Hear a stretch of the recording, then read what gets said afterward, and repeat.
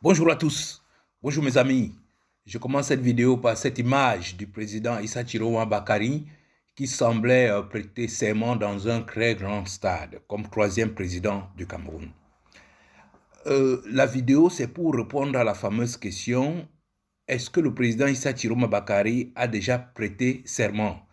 C'est juste une question parmi tant d'autres, parce que beaucoup se demandent quelles sont vraiment ses conditions en Gambie, pourquoi il n'a toujours pas prêté serment, quels sont les plans qui sont mis en route. Mais nous allons nous focaliser sur le serment. A-t-il déjà prêté serment? Donc, dans un jeu de questions-réponses, nous allons répondre à cette question, mais vous pouvez comprendre tout de suite que la réponse, c'est oui et non. Allons-y donc à la première question. Question numéro 1. L'élection présidentielle est vraiment derrière nous, parce qu'avant d'embrayer sur d'autres, il faut quand même évacuer quelques... je dirais que l'élection présidentielle sera derrière nous quand Issa Chiroma Bakari va prendre les rênes du pouvoir au Cameroun. Il faut que ce soit clair pour tout le monde. Parce que depuis le 6 novembre, Paul Biya dit les joutes de l'élection présidentielle sont derrière nous. Ce fameux mot joute m'avait vraiment préoccupé, mais je n'ai jamais regardé ce que ça veut dire. Mais en tout cas, il dit que l'heure est désormais au rassemblement. Ce monsieur-là, qui est un puissant diviseur, nous parle de rassemblement. Donc, il se trompe totalement. La réalité, c'est que les questions se posent dans le monde entier. Qui a réellement gagné les élections? Est-ce que les tensions persistent après le hold-up? Entre Paul Biya et Issa Chiroma, rien ne va. Donc, quand vous voyez tous ces titres à travers le monde, c'est bien la preuve que ce n'est pas derrière nous. Et d'ailleurs, ce pouvoir qui joue au malin sait très bien que ce n'est pas derrière nous. C'est pour ça qu'ils s'embrouillent avec toute cette histoire de football, élections régionales et tout. Les Camerounais ne sont pas intéressés. C'est quand le résultat des urnes va parler que les Camerounais vont regarder autre chose. L'erreur principale que le régime fait et dans lequel les Camerounais sont tombés par le passé, c'était de s'accrocher aux candidats. Or là, aujourd'hui, ils voient très bien que même s'ils avaient tué Issa Chiroma Bakari, le problème ne serait pas résolu. Parce que ici, le rouleau compresseur ici, c'est le peuple camerounais. Nous ne laisserons pas passer une forfaiture de plus. Et d'ailleurs, vous avez remarqué que les pays voisins comme le grand Nigeria n'a toujours pas félicité Paul Biya pour sa victoire. Et c'est le cas de beaucoup d'autres pays. Donc, l'élection présidentielle n'est pas derrière nous. Je vous renvoie d'autres questions pour que vous puissiez aussi répondre à la question. Si c'était derrière nous, pourquoi assassiner le président Ekane? Pourquoi chercher à assassiner Djekab Tchameni? Pourquoi continuer les arrestations? Pourquoi continuer à menacer les gens? Pourquoi Elekam n'a toujours pas publié les résultats définitifs de l'élection présidentielle, bureau de vote par bureau de vote? Donc vous comprenez très bien que l'élection présidentielle n'est pas derrière nous. Ça ne fait que commencer. Revenons donc au sujet principal. Question numéro 2. Issa Chiroma peut-il prêter serment à l'extérieur ou dans un autre cadre? Mais la réponse est oui. Le président Chiroma, il est en Gambie et vous le savez très bien que le président gambien Adama Barrow avait prêté serment au Sénégal en 2017 à Dakar. Et c'est bien longtemps plus tard qu'il est revenu dans son pays prêter effectivement serment. Vous pouvez le voir sur cette image.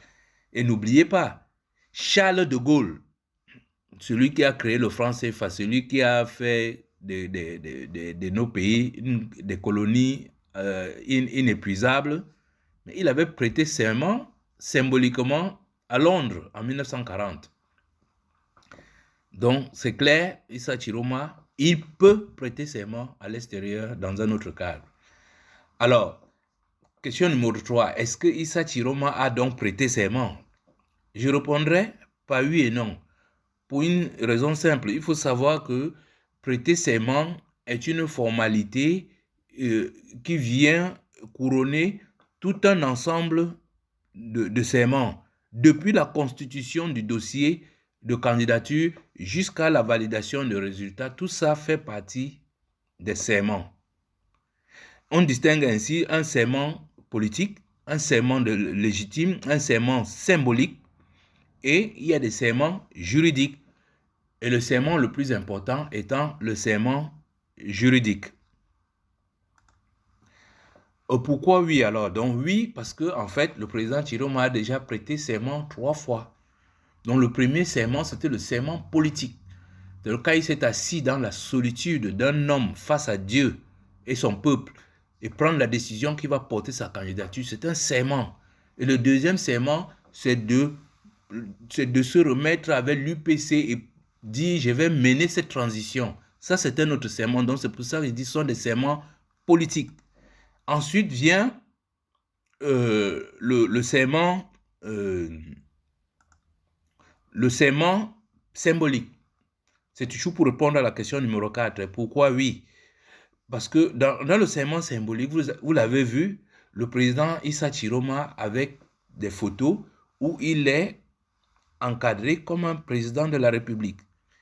Et vous voyez cette déclaration, il dit « Je suis fier d'être le président d'un peuple qui est capable de se tenir debout, vent debout, droit dans ses bottes, pour relever tous les défis. » Vous voyez que ce sont des serments symboliques. Question numéro 4 toujours. Pourquoi oui? Oui pour la troisième fois parce qu'il a fait ce qu'on appelle le serment de légitimité. C'est-à-dire ces résultats qu'il a affichés, qu'il défend, qu'il assume. Sa victoire, c'est déjà un serment. Et ensuite, on voit tout un ensemble de déclarations. Nous n'accepterons pas de nous faire voler notre victoire. C'est un serment. Quand il dit « je ne vous trahirai pas », c'est un serment. Et quand il donne des instructions, des ultimatums à Paul Biya, ce sont comme des serments. Parce qu'il parle là en tant que de commander-in-chief. Il donne des ordres. Donc je vous dis, sur ce plan-là, il a déjà prêté serment 3 fois. Un serment symbolique, un serment de légitimité et un serment politique. Maintenant, pourquoi non? Ça, c'est la question numéro 5.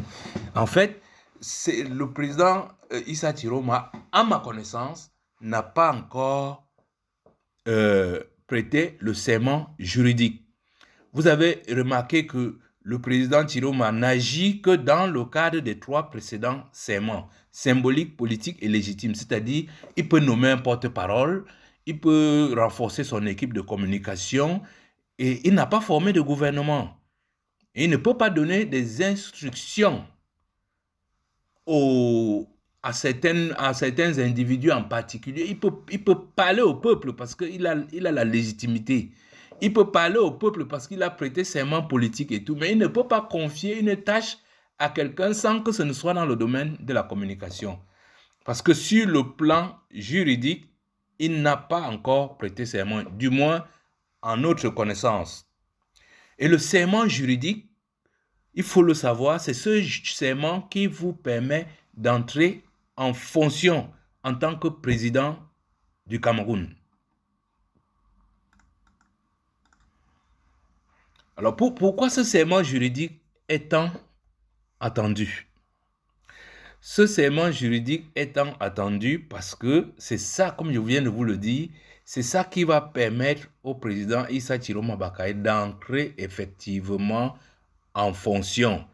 C'est-à-dire, il pourra former un gouvernement provisoire, il pourra donner des instructions à un individu, qui que vous soyez à travers le monde. Tant que vous êtes Camerounais, le président Issa Chiroma, après avoir prêté le serment juridique, pourra vous confier une charge. Il peut donner par exemple des instructions à la diaspora, ce qu'il ne peut pas faire actuellement parce qu'il n'a pas encore prêté le serment juridique. Il peut organiser la prise en charge des Camerounais. Regardez actuellement l'assassinat du président Anissé Ekane. On a l'impression que c'est la famille qui est abandonnée à elle-même avec tout cette... Si le président Issa Chiroma Bakari avait déjà prêté serment, il devait, avec son équipe gouvernementale, organiser ou même renvoyer à plus tard tout ce qu'il va autour de la mort de ce héros national. Et c'est d'ailleurs ce que moi, en tant que simple citoyen camerounais, je lui conseille de faire en sorte qu'on laisse le président Anissé Ekane dans un endroit bien au repos et on va faire le deuil national après sa prise de fonction au Cameroun. Et surtout, le serment juridique permet de contourner tous les blocages permettant à Issa Chiroma d'entrer en fonction. Alors, pourquoi la diaspora est plus concernée par cette, comment dire, par ce serment, par cette prestation de serment juridique? Mais la diaspora est très concernée parce que dans la situation actuelle de notre pays, seule la diaspora est capable de contrer la folie du régime. Donc, imaginons un instant que le président Issa Chiroma prête serment juridiquement. Est-ce qu'il peut donner un gouvernement avec des membres qui sont au Cameroun? Connaissez la sauvagerie de ces barbares. Dès le lendemain, on va nous mettre des barbouzes avec des cagoules et tout pour aller arrêter les gens. Donc, il n'y a que la diaspora qui peut l'aider à former un gouvernement provisoire. Et là-dessus, je vous dis, soyez tranquilles. Notre diaspora, que ce soit tous ces intellectuels qui enseignent, qui travaillent dans les grandes entreprises là-bas, mais même ceux qui se battent pour traverser le désert comme les Nganou et tout, mais ce sont les plus féroces de nos loups.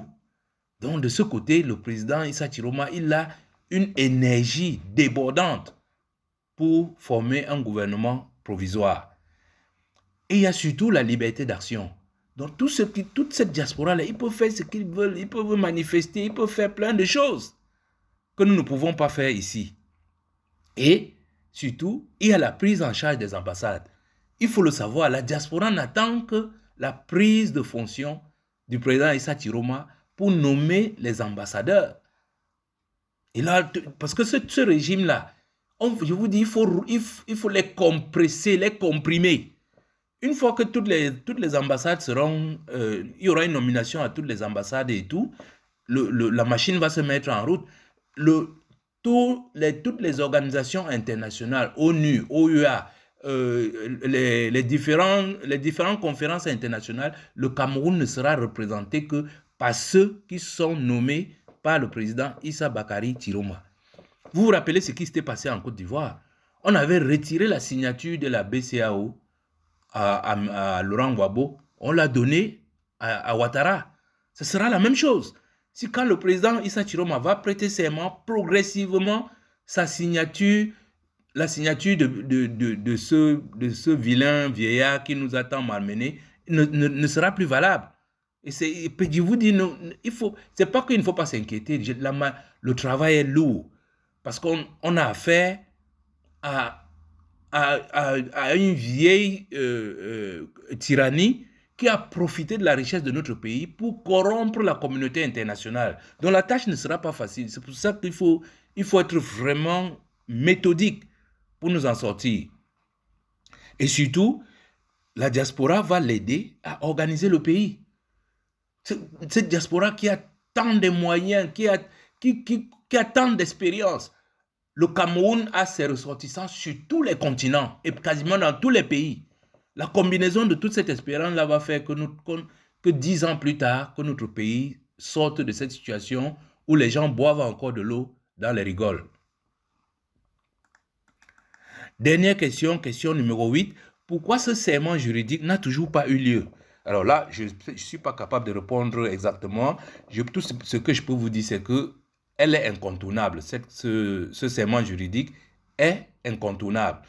Les seules raisons que je peux me présenter pour l'instant, c'est peut-être les conditions actuelles du président Issa Chiroma.